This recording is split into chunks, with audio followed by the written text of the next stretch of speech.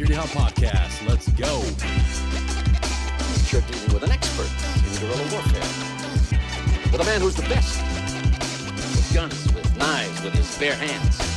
A man who's been trained to ignore pain, ignore weather, to live off the land. Job was to dispose of enemy personnel. To kill. Period. Win by attrition. Joe Kent, welcome to Security Halt podcast, brother. Thank you for being here today. Yeah, man. Thanks for having me.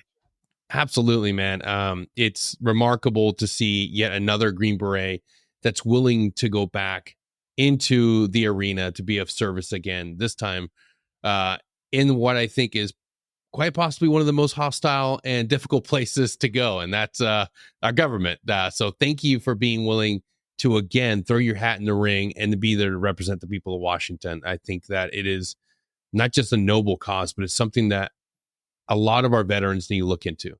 I think that our government historically has had, or used to have, a large representation of veterans within leadership.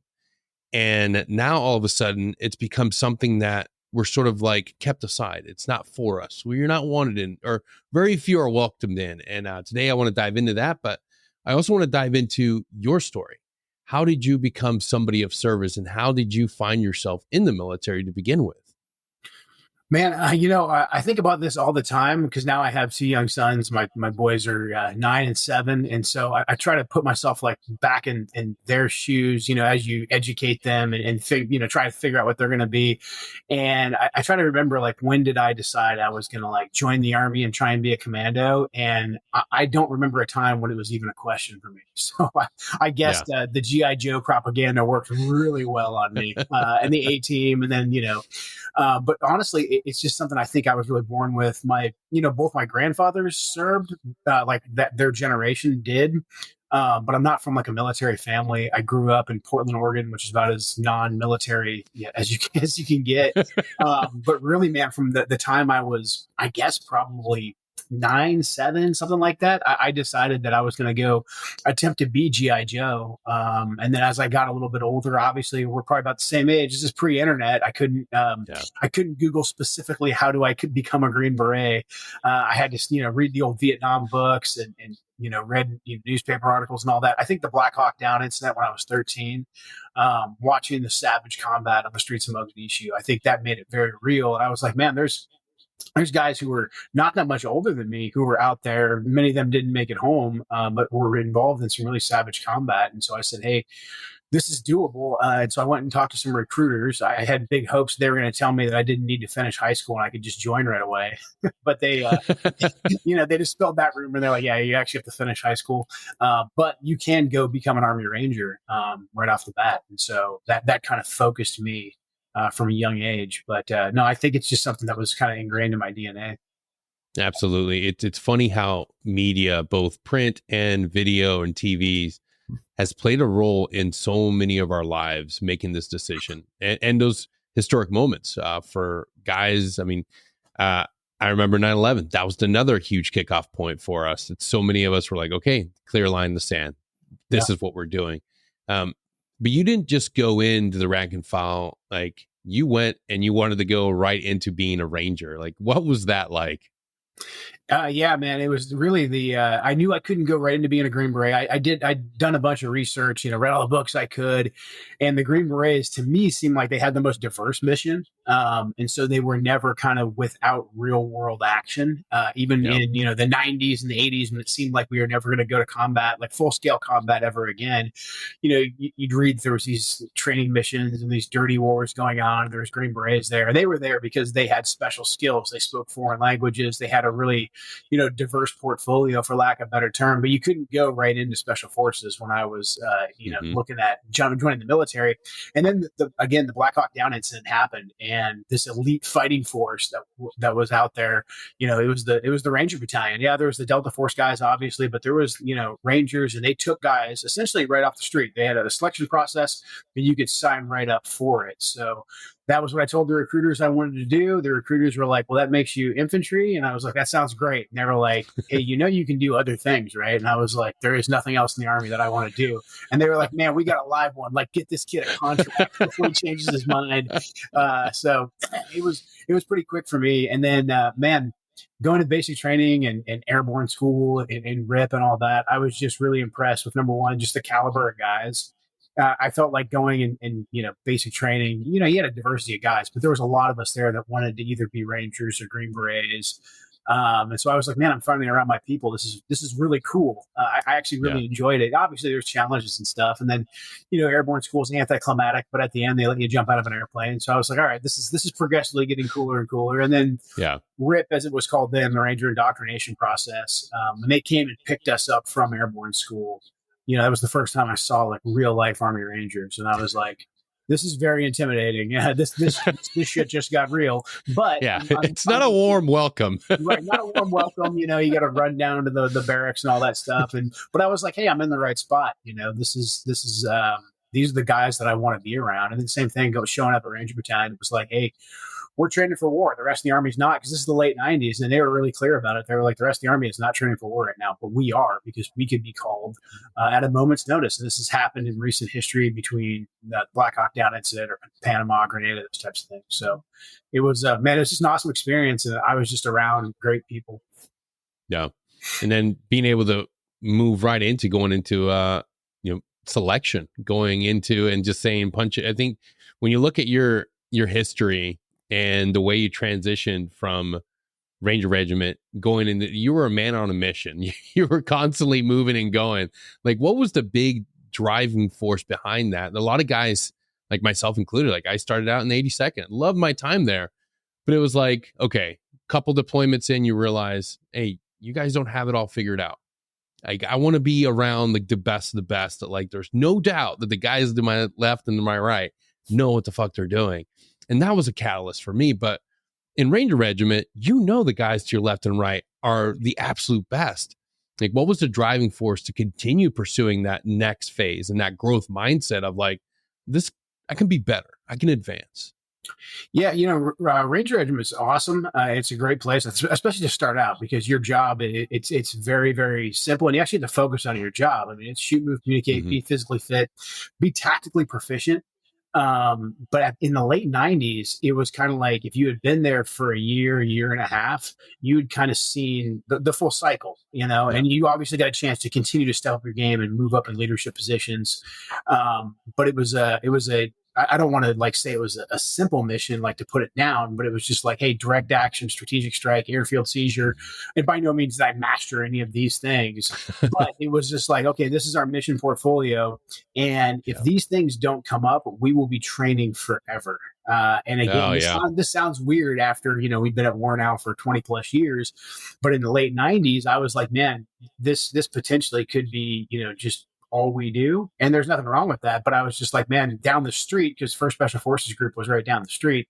And really the only people that were training in the late 90s consistently on the range, it was 2nd Ranger Battalion and 1st Group. So we'd see the 1st Group guys like from a distance.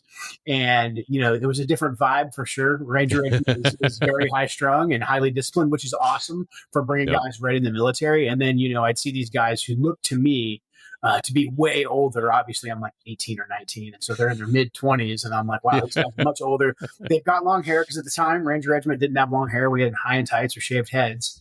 And they were still training on advanced weapon systems. They were doing all the stuff that we were doing, plus a little more. But they were deploying all over the world. Those guys were focused on the Pacific. And so I just kind of saw that these guys were actively engaged. They had real world missions that they were doing. And so I was like, okay, once I've been at battalion for like 3 years, let's go ahead and make the transition. Because also, guys in groups seem to have more longevity. There was guys who looked to me to be very much older, who were still at the range, shoot, move, communicate. They were E6s, E7s, E8s. There was like these crazy warrant officer things that I saw like once where I was like, what is that? That's kind of cool. But it just seemed to be a place where you could mature as a warrior. And so to me, it Yeah. was just like, let's go take that next step.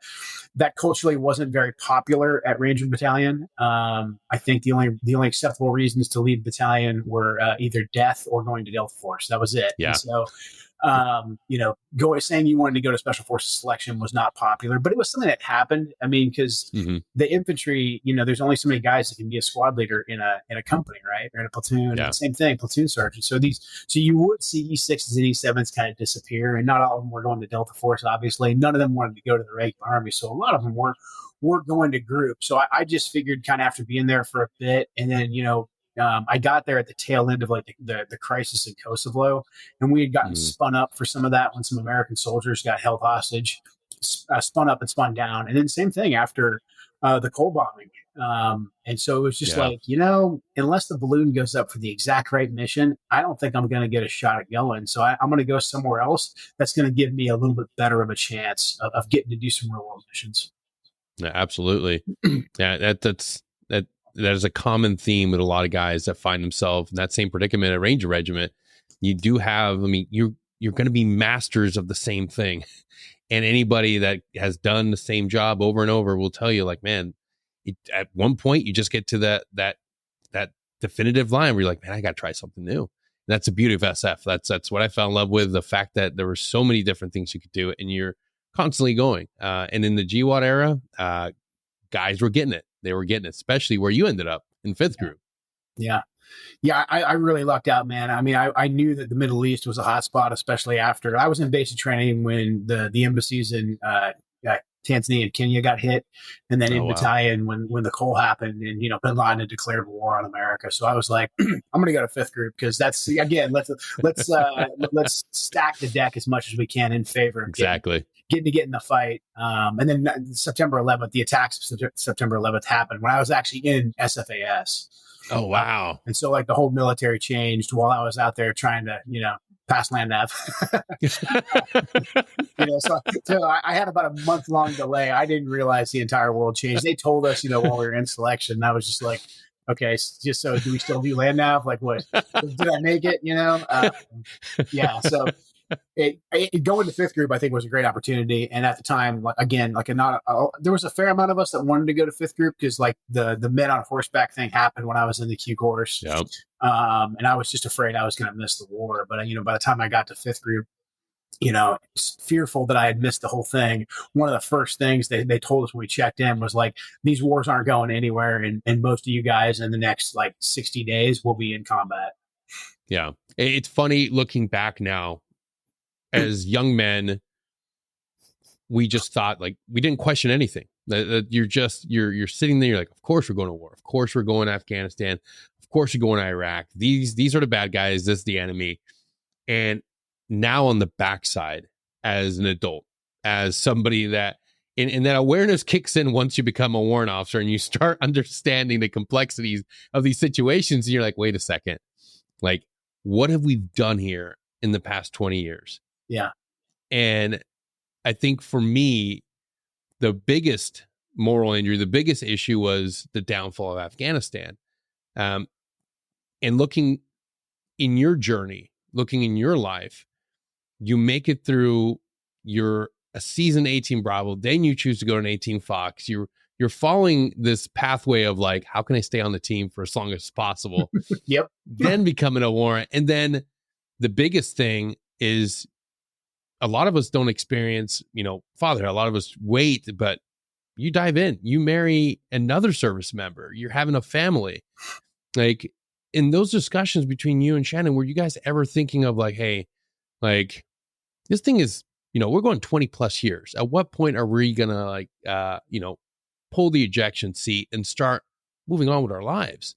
That's one thing that I realized now. It's like, holy cow, like, there was so many moments where I was like, man, like, is it time to leave? And it was like, well, no, because you fall in love with the mission. You fall in love with being on a team, you fall in love doing the job. And that kind of keeps you at bay from thinking deeper into like, wait a second, 20 years of war. What are we getting out of this? Yeah. It was a progression for me. For the most part, though, I always viewed myself like as a warrior. This is like, my country needs warriors. I'm one of them. I like it. Even like my worst deployments, I still I still liked it. And that might sound weird to some people. I know you guys, you can relate. And probably most people listening to this are like, yeah, 100%. And so I just felt like, hey, for whatever reason, God, gave me this ability. Not that I'm like God's gift of warfare or anything, but he made it so that this was tolerable for me. So I feel like if my country's going to be involved in combat, why would I be okay with letting other people go? Why would I go? And then I really gravitated heavily towards the intel side after, my first couple deployments. Number one, I'm seeing that like, hey, special forces are really unique. Like all these other soft units that are out here, they need like this massive package of enablers, whereas like we are homegrown this. And so I went from being a guy who was enamored with whoever could shoot the best on the range and kick in the doors to like, man, who are the guys that are putting together the intel? Like I had some really good Foxes and really good warrants that were right there at the ground level with me that were mapping out, better than any of the intel agencies, like where all the key players and Jaysh al-Mahdi were. We were moving and trying to recover hostages, and that's because we were just on the ground level. And so seeing that moved me towards intel. But then after my first couple deployments, I did, especially really early on after we like caught Saddam in Iraq. And then I was like, so we caught Saddam, we've caught most of the guys in the deck of cards. Like, are we going to leave? But then I was like, a 23, 24-year-old me, I'm like, why are we building more bases? This doesn't make any sense. Why are we making everything permanent over here? And then, you fast forward a couple of deployments later, I'm like, oh, because this shit's actually never supposed to end. The purpose is for it to continue to go on. And then you do your own research. And so I was and that like motivated me more to be on the intel side and eventually go over to the agency, because I was like, I want to be somewhere where I have the credentials and the ability to go speak to decision makers and be like, hey, you're being lied to, or hey, this is the wrong track. So this doesn't happen again in future generations. But, once I met Shannon and we started our family, I mean, she had multiple conversations with me where, she was a professional too. She joined right after 9/11. She felt the same way I did, that this was, her role. But after a while, she was like, look, especially once we started having kids, she was like, hey, we've done our part. Like we got to pull the ejection seat. And it was like Charlie Brown, talking like the teacher when Charlie Brown was like, wonk, wonk, wonk, like, get over. Like you do know, like I'm going to Ground Branch the day I retire because this is what I do for a living. And she was like, yeah, I mean, I get it, but you do need to think about life after the military. And I was like, well, think about that after like my next deployment or two. How about that?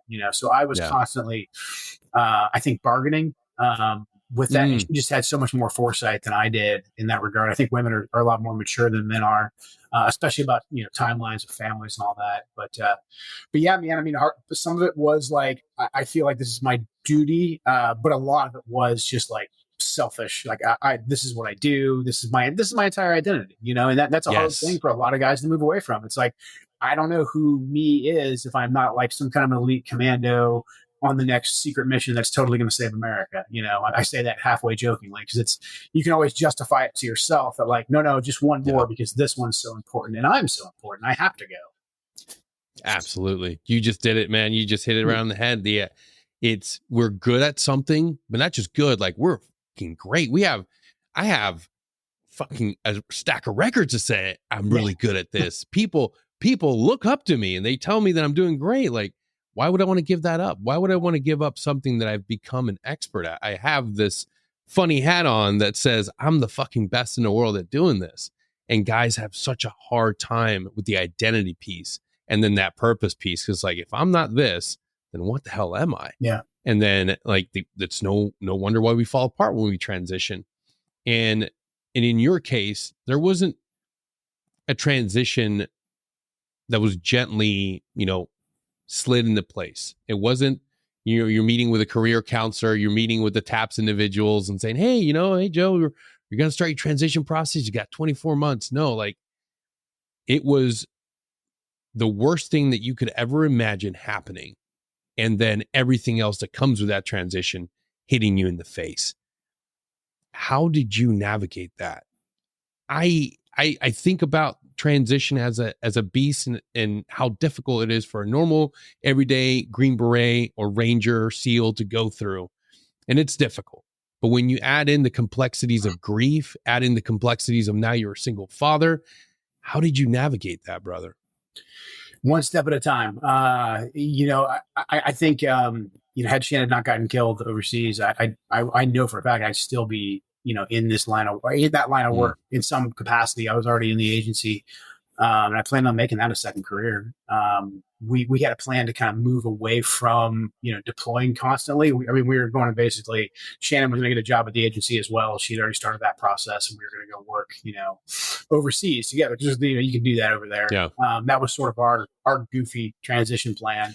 Was just to take everybody overseas, as much sense as that made.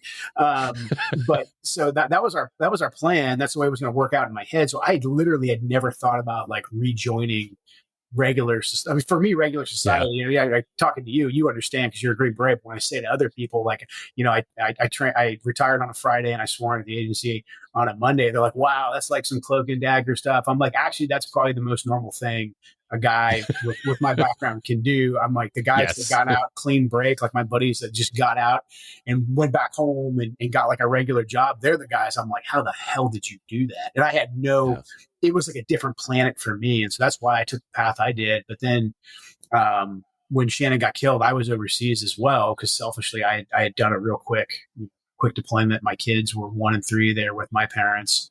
And when she was killed, I was just like, I am not supposed to be here.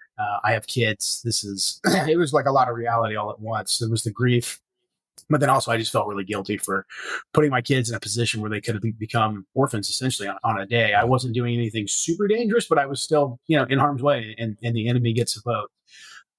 So I kind of had a moment of clarity where I was like, I gotta get away from this, lock, stock, and barrel. And so I made a decision pretty quickly that I was going to figure out the rest later and just kind of cut myself off, resign from the agency, kind of get out of the DC area, and come back home. And so really it was, had I not had the kids, I think I probably would have been a mess.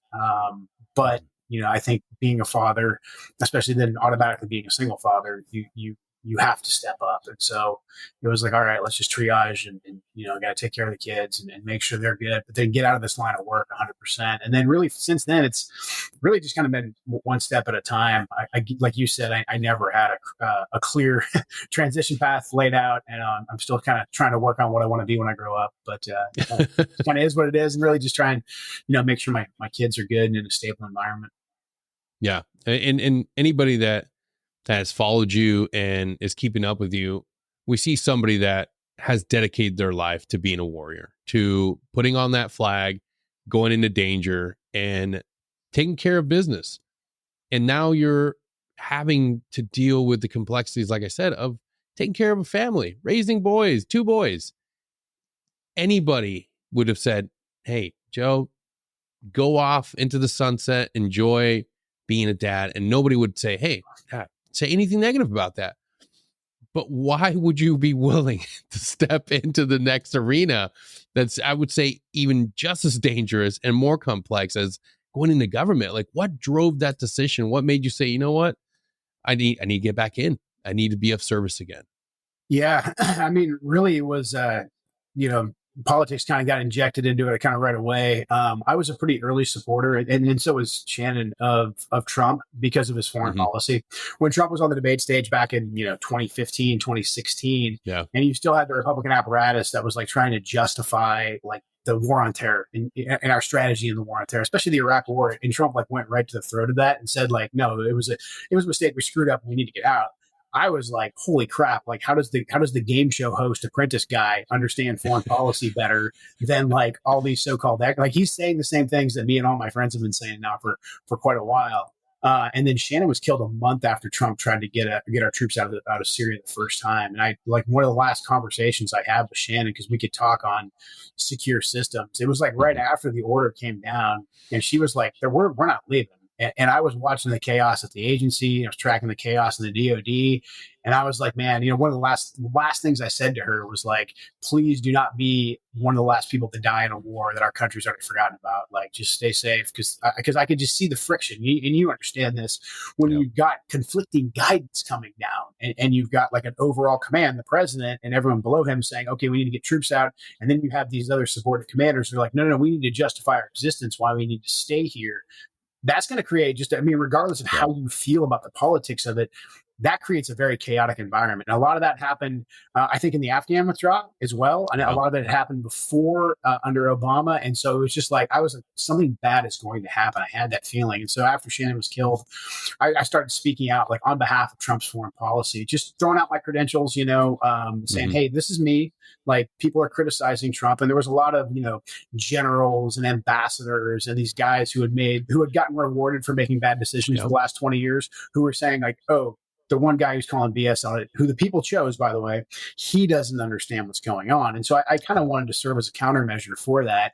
So did some work on the Trump campaign. And I just felt, hey, I'm going to speak truth right now, and who cares? Then I am going to ride off into the sunset with my kids and just not worry about it. And then the country imploded. I mean, the COVID lockdowns, we had a bunch of riots here in the Pacific Northwest.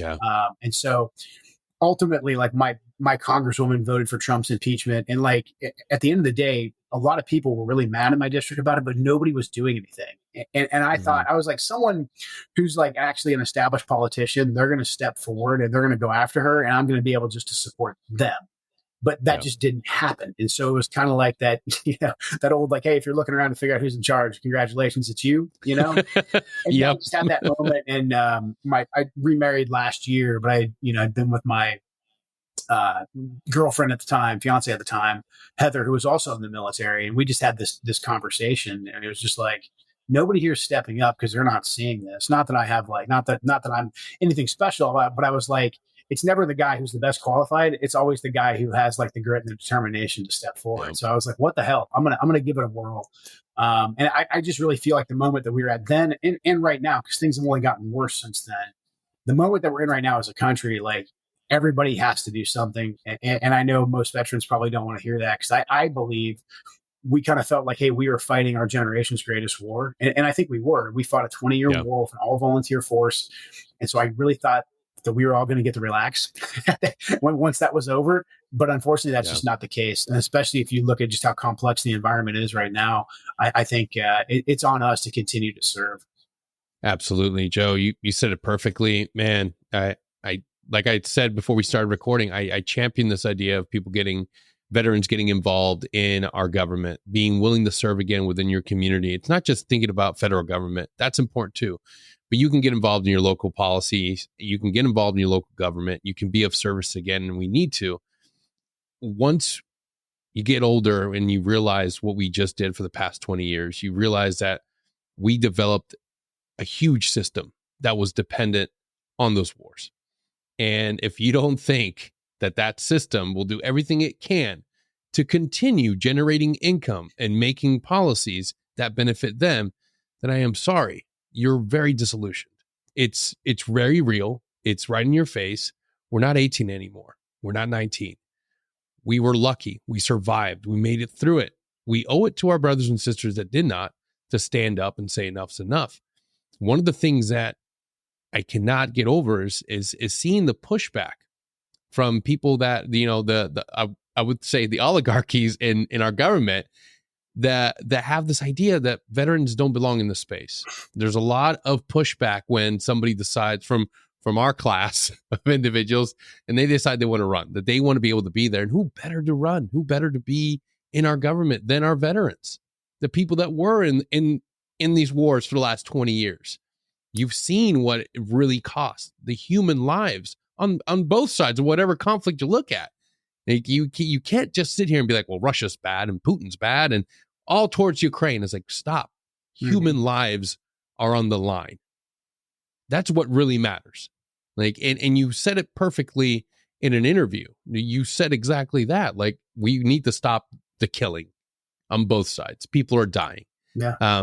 It's ridiculous that people don't understand that. Why is it so hard to rally around the idea of peace? Because there's no money in peace. I mean, there's very little money in Bingo. Peace. That's it. I mean, like you and I are both warriors, and so we'd be the last guys to tell you that we can just turn all of our swords into plowshares and have kumbaya. However, we get sold this false binary all the time. That, hey, you are either like a total hippie that is delusional and you think that like there's going to be no more conflict and you have a child's view, or we need to constantly be at war with basically the entire world. And if anybody steps out of line from our view, then we need to be ready to fund a proxy war. We need to be ready to deploy the troops. And there's like nothing in between. Whereas, anybody else would say like, wait, don't we have other options here? But you're never given those options. I mean, you're like the question I've been asked, and basically we're in debate season right now because the election is less than 2 weeks away. So I've done 4 or 5 debates with my opponent, and every single like media talking head has literally asked me, like almost like what sports team I like. Joe, do you want the Ukrainians or the Russians to win in Ukraine? And it's just like, I'm sorry, are we in like a Marvel comic book? Like, do I have to pick Superman or Lex Luthor here? Like, this is a ridiculous way to view something as complex as war and peace and foreign policy. And look, I like to say, hey, I'm not the smartest guy in the world, but I understand pattern recognition. For the last 20 plus years, we have, I mean, really, actually, since the end of World War II, America has been told that we have to be deeply invested in the security for the rest of the world. We have to provide security for the rest of the world. And at a moment's notice, we have to be ready to get involved in all kinds of conflicts for very nebulous reasons. In Vietnam, it was the domino theory. War on terror, initially, it was very clear cut. We got attacked. We're going to go hit those guys back. But the second that bin Laden, scooted across the mountains into Pakistan, it was like, actually, we're not going to go after that guy anymore. We need to build some nations. And by the way, there's this Iraq place over here that needs to become your focus. And so for me, it's just pattern recognition. I'm just like, we've tried this now for quite some time. And I would love to say that it's paid off. I wish like hell, man, and I'm sure you probably feel the same way. I wish I could go on the news right now and be like, actually, our strategy, it's really solid. I know that because I deployed, and we should continue to deploy troops to these places because I can quantify what America has gained. But like, by any measure, by any metric that's measurable, America has not gained from the strategy. As a matter of fact, we've only lost. I mean, in terms of lives, obviously 8,000 in the war on terror, 60,000 in Vietnam. And is America safer? Like the war on terror, the estimates vary, but it's like 6 to 9 trillion is what it cost us. And I'm sorry, with that with that investment, what was America's ROI? Like we can't even secure our own border right now. Drive through any major city, and there's American citizens. Yeah, maybe some of them made some bad decisions, but they're living like in squalor under bridges. Like I am not okay with that, and especially when Washington, D.C. wants to continue justifying sending hundreds of billions of dollars overseas. And I think a big reason why they don't want guys like us there is because we can call them out. We can be like, no, everything that you just said, guy in an impressive military uniform from the Pentagon who wants a $1 trillion budget, like it didn't pay off. I'm not saying that obviously we need to defund the defense apparatus. We need a defense apparatus, but what you're asking me for more money for, like I'm going to ask you some very specific questions, and they don't want us asking specific questions. They want somebody with no background in national security to ask them questions so they can say, look, this is very complicated. If you're good, I'll entrust you with some secret information, and then we're on the same team, and then I can trust you to help us, preserve democracy.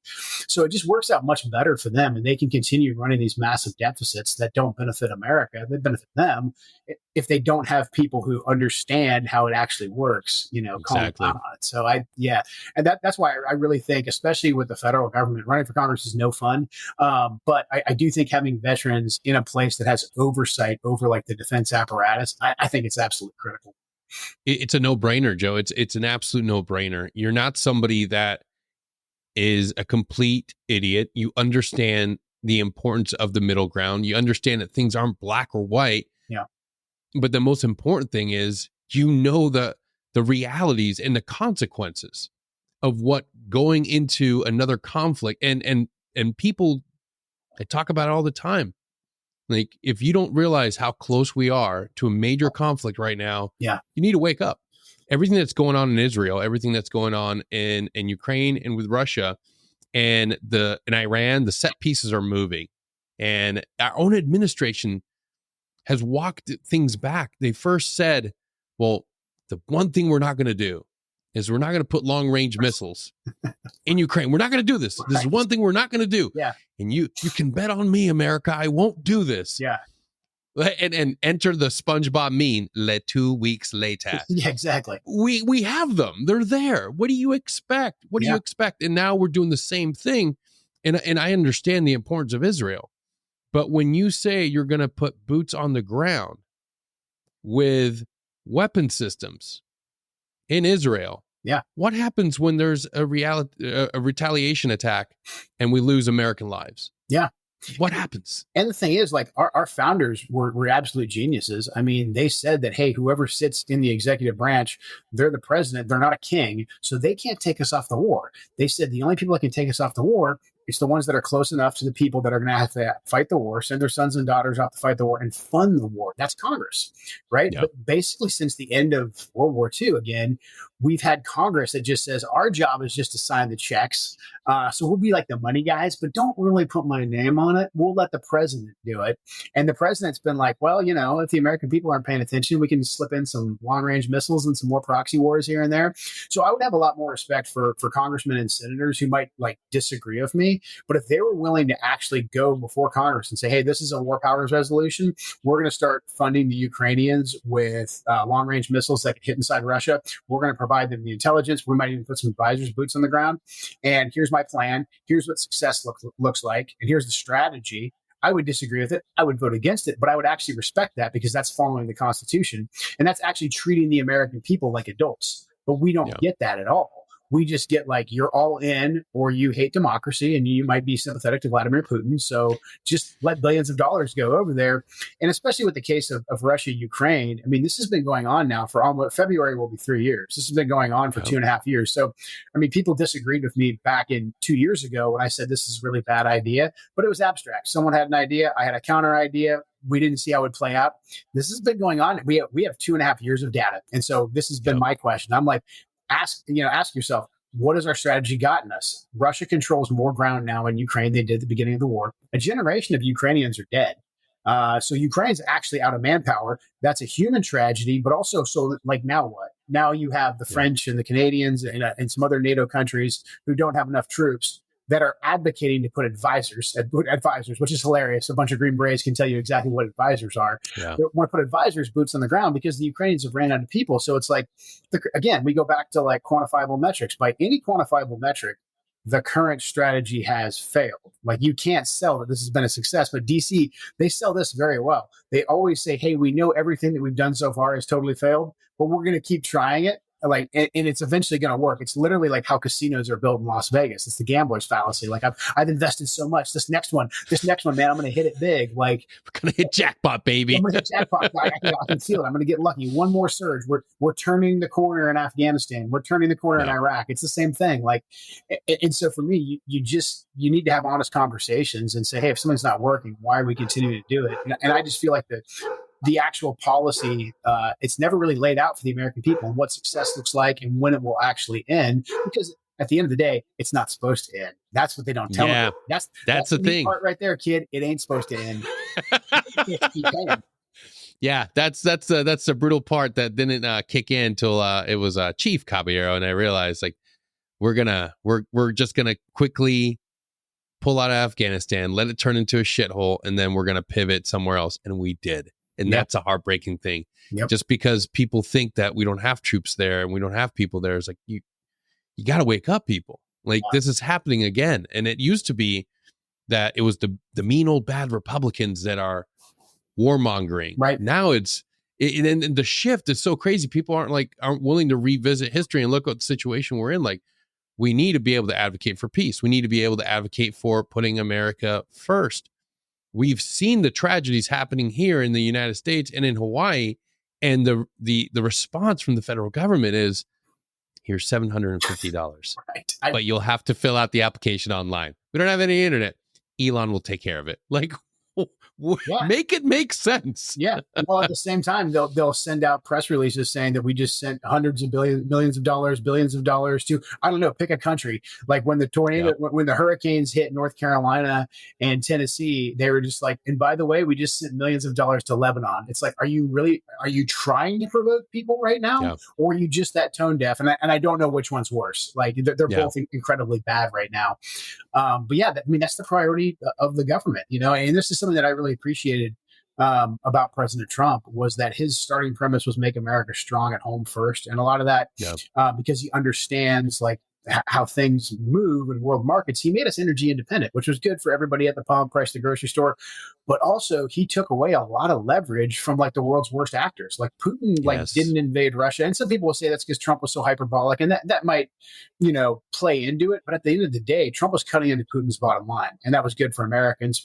He negotiated the Abraham Accords in the Middle East because he was able. It's not because like he was super persuasive and he was like, hey, I think all you Sunni Gulf states should just sit down with your friends, the Israelis. And they were like, oh, you're right, Donald, I should do that. No, he was like, hey, guys, we have more oil and energy than you. And if you don't get to the negotiating table, I'm going to drive the price of a barrel of oil so far down, it's going to cut into your bottom line. So how do you feel about sitting down with my Israeli friends? And they were like, oh, okay. And we had peace because of that. And he was like, what's Iran doing? And they were like, well, they're funding proxies. He's like, how about we just cut off their funding? He understood leverage, and we weren't just using the military. I mean, the State Department guys crack me up because they'll send these guys off to go get master's degrees and PhDs and think big thoughts in Paris, and they'll speak foreign languages. But at the end of the day, they're a one-trick pony. Their one trick is always like, well, we could just deploy the military. And it's like, oh, whatever happened to like actual diplomacy here? You criticize the one guy. Oh, there's my cat.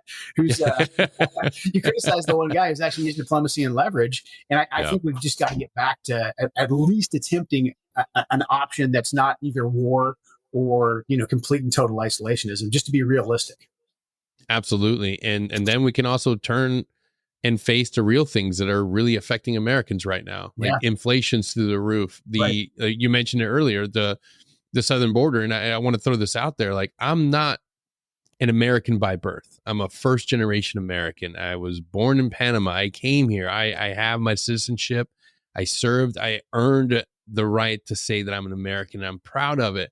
I believe in having a pathway to citizenship. Right. What I don't believe in is open borders. There's no nation on earth that can sustain this and can continue to thrive by just having an open immigration policy. It doesn't work.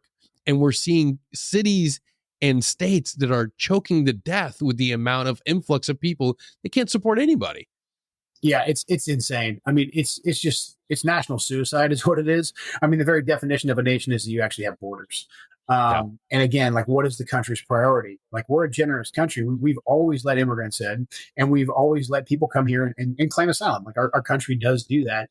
But at no point did any country that hopes to survive or actually cares about its own people say, we're just going to open up the borders to anybody and everybody. I mean, there's just so many bad factors that come from that. I'd say the most glaring is the fentanyl. I mean, because like, when you open your border up, your enemies are going to exploit it. And the Chinese are not dumb. The Chinese were just like, oh, you guys are going to open the borders? Let's give the Mexican drug cartels access to fentanyl. It's going to kill American citizens. And the cartels they're a business operation. They're, pretty sinister and evil, but they're a business operation. They're making billions of dollars off of it. And we have somewhere between 70 and 100,000 Americans per year that are dying from fentanyl overdoses. I mean, our country went to war for 20 plus years because nearly 3,000 Americans were killed on one day. We've got 70,000 to 100,000 being killed because our government refused to shut down the border. I mean, absolute insanity. And then obviously the national security risk of we don't know who's coming to our country, but also just when you take in that many people, they are going to require services. They're going to get jobs. They're basically going to put American citizens last, which I just have a real problem with, especially, we went over, we fought for our country. We thought we were serving our country. And now our country is prioritizing people who came here illegally in terms of services, in terms of jobs. I mean, it's absolute insanity. And it's just not sustainable. I mean, this is like I always use the tourniquet analogy. Like, our country is bleeding out. If we don't put a tourniquet on this, stop the flow of fentanyl and people from coming into our nation, I don't know how much longer we can sustain this. And I don't think anyone does. Yeah, no. And it's important to point out that the facts are out there. The information's out there. We're not paranoid individuals. We're not making false claims. You can look up the amount of benefits and resources that are being given to people that are coming here illegally that aren't being. Like, we can have policies that make sense, but you have to be willing to look outside the emotional piece of thinking that everybody that's flooding through the gates is somebody that's here wanting to do an honest day's work and wanting to become an American. Because I'm sorry to tell you, that's not the reality. There are some bad people getting through. Yeah, there really is, man. I've been down to the border twice. I went once in 2021 when the invasion first started, and then I went again in February of 24. I went in 21. It was disturbing to see that we didn't have a border and the volume of people that were coming across. But the people I saw, like they didn't really bother me because it was just like, okay, well, I'm on the Mexican border. Most of these people appear to be Hispanic. They're our Yeah. neighbors. I get it. We offered them a good deal, so there was a lot of them that were coming over to receive the benefits. They were coming to work in jobs that probably paid more here than they did in their home country. So that kind of made sense to me. It was disturbing to see that we didn't have a border, but I was like, all right, this makes sense. When I went back in 2024, down in the San Ysidro area, down by San Diego, I can probably count on one hand the number of like Hispanics, people that look to be our neighbors that I saw on one hand. Vast majority were Chinese nationals and guys from the Middle East. And I say guys, it was all guys, it was all military age males. I mean, literally, man, these guys, especially the Chinese nationals and the guys from the Middle East, I mean, they looked like spitting images of special forces teams in civilian clothes. Like none of them looked like they had just like fled their country destitute and taking everything they could carry on their backs with them. No, they looked like they had just stepped out of a freaking RAI with their civilian clothing allowance. They were in like the same action tactical stuff that we wear, and they were young, physically fit. And it's just like, you guys are not here to go work on a construction site like that. You can't convince me of that. But yet they were coming in the country. They knew to claim asylum. That's one of the big things the Biden administration did was they stopped making people claim asylum or ask for amnesty in Mexico or in the first safe third country. It used to be the policy. That was even the policy under the Obama administration. I know this personally because I actually sponsored the visas of a couple of our Iraqi allies in 2011. We left Iraq. We couldn't. These were guys that fought alongside us that were very well vetted. We still couldn't bring them right to America. They actually had to go for about a year. It was almost a year. 8 months was about the shortest one we got into the States. But they all had to go to countries in the region first to be vetted by the consulate there. So Biden killed that off, and that's why when you look at the footage from the border, you don't see the illegals running away from the border patrol. They're running to the border patrol. So all of them know, hey, if I claim asylum, I'm going to be given a legal status in America. And you're 100% right. Like these countries in South America, like they're not like sending us their scholars. Like they're not sending us their best. I mean, literally, they're not sending their best people. They're emptying their prisons again because we basically said we're going to take whoever. These countries are pragmatic, and if they're like, hey, if America wants to kill themselves, like, why don't I just assist and give them some of my bad actors? I think there's a lot that we could do to cut off the incentives, and a lot of these people would simply self-deport if we take away the benefits they're getting. If we start cracking down on American employers that are hiring these guys that should be giving Americans those jobs and paying Americans American wages, I think then a lot of them will self-deport, and that's going to let law enforcement actually focus on the real bad actors, the guys who are security threats, the guys I saw the last time I was down there.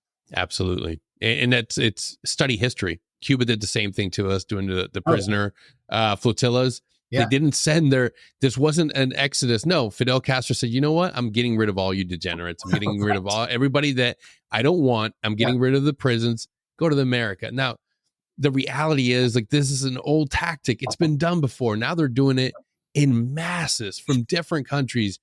And when we point out that there's a considerable threat, when you look at and I have to give a shout out to Doc Pete Chambers. He's out there doing great work and giving people insight to what's really going on.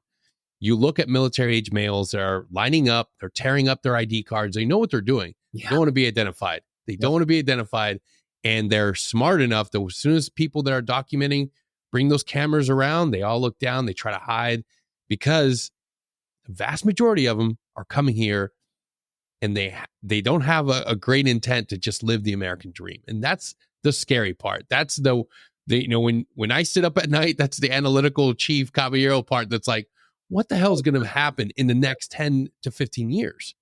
Or maybe not even that long, the next 5 years. And I think it's important for all of us to get rid of the emotion for a moment, think logically, and be willing to say, like, there's some real issues going on. How's my vote going to impact the next couple of years? Yeah. And that's all of us. We all need to do this work. Yeah, and again, pattern recognition. I mean, look, were things perfect under President Trump? They were not perfect. However, we had the border relatively under control. Again, Trump used diplomacy. Like the Congress blocked him from building the wall. I believe we do need to build the wall. But even when we couldn't build the wall, Trump went to Mexico and all the South American countries, and he was like, "If you guys don't cut this crap off, I'm going to tariff all your goods at 30%." And they were like, "Whoa, hang on, wait a sec. That's not bottom line." Hold up. Maybe there's some things that we could do, and like the massive caravan stop. Not all illegal immigration stopped by any means, but we did have much better results. We didn't have an invasion, so I think none of these things are abstract anymore. You have Kamala Harris and most of the Democrats right now are doing this weird thing where they're saying like, "Hey, the country's really hurting right now, and boy, do we sure need change," pretending that like if they don't say it out loud, we won't notice that they've been in charge for the last 4 years. My opponent does this all the time. She's been there for like 2 years, and she's like, "The border's a real problem." I'm like, "Lady, here's your roll call vote. You voted to leave it open." But what they do is they flood the market, they flood the media with so many ads and so many lies because they have money, they have control of the media. Yeah. But it's like the American people, you've got to wake up and you've got to at least look at pattern recognition. Like regardless of how you feel about the person, the politics, whatever, these guys have been in charge for 4 years. And like deep within all of us, there is like a survival instinct, and everyone right now, they can feel that something's not right. And like the people in charge of our economy, the people in charge of like our security, they need to be fired. I mean, that's just that should be evident to everybody. Yes. Oh my gosh. I have so much. I'll wait to say it offline. Just because I have a lot of strong feelings and opinions about the people in our defense and who's running it. It's just not a big fan. Right. But before I know you probably got a lot going on today, and before I let you go, if you could just tell us some of the things that you're running on, and if anybody's listening from your district, what's a message that you want to share with them today? A big thing, if you're in the district and you're still kind of on the fence, go to my website. I am joekentforcongress.com is the website. There's a schedule of all of my town halls. I'm doing multiple events per day. And I stay and I talk to everybody. I answer questions. I answer public questions. You can film whatever. Like I'm a pretty open candidate. So if you have questions, come ask and do some research on your own. If you're watching the podcast, you obviously are. So yeah, come on out to an event, ask me any questions. But really like the inflation and the border, I think are probably the two biggest issues right now, and they're deeply intertwined. But look, Congress is spending money at an exorbitant rate. That's what's driving inflation. They don't want you to know that, but they're printing more money, and that's what's driving inflation. And where's the money going? The vast majority of it's going either to special interest groups or it's going overseas for more foreign war and more foreign adventures. I was at a candidate forum last night, and there was a young lady in one of our rural communities talking about how there's no like actual rural health care. And I was just like, and she was like, "Why isn't this a priority in D.C.?" And I'm like, "Well, let me tell you what Washington, D.C.'s priorities are." I'm like, "Just look at the budget." I'm like, "Most of it's going overseas. I'd much rather be having a conversation with you right now about how we're going to take care of you here in the community. Not that I think the federal government should be doing absolutely everything. I am kind of a limited government guy. I'm like, but I would much rather be working to meeting your needs and giving you a better life than printing money to fund the next war." So that's kind of like my the statement I give to people is I actually want to put the people here in the district first and get DC's priorities straight, secure the border, get the inflation under control. Those are the big ones. But if people have questions, just come on out to an event, and I'd love to have a conversation with them. My website's got a ton of media that I've done. So basically any question they have, somebody else has probably already asked me about it, probably already grilled me on it. We've done some debates, so I'd encourage people to check those out too. My opponent's voting record's on there too, so people can check that out as well. Awesome, man. I can't thank you enough for being here. I'll drop this episode this Friday. So go to the episode description. I'll wait. Just pause. All right. Scroll down there. You'll see the link to go directly to his website. Support Joe. And remember, this is not about voting for identity politics. This is about voting for what's best for the nation, what's best for Washington, and understanding that who better to represent you than somebody that's been there and done it and has literally his family's paid the ultimate sacrifice. So you're not getting somebody that's just a friggin' warmonger goon that just wants to vote yes on everything that's going to send us off to the next cataclysmic world war. This is someone with common sense that's passionate about being of service. Joe, thanks again for being here, being a role model to not just every other guy out there, but our veterans who are looking to get in this arena. I am absolutely thrilled for you to come on and spend some time with us. So thank you, brother. Absolutely, man. Thank you. Thanks for having me. Awesome. And we'll see you all next time. Till then, take care.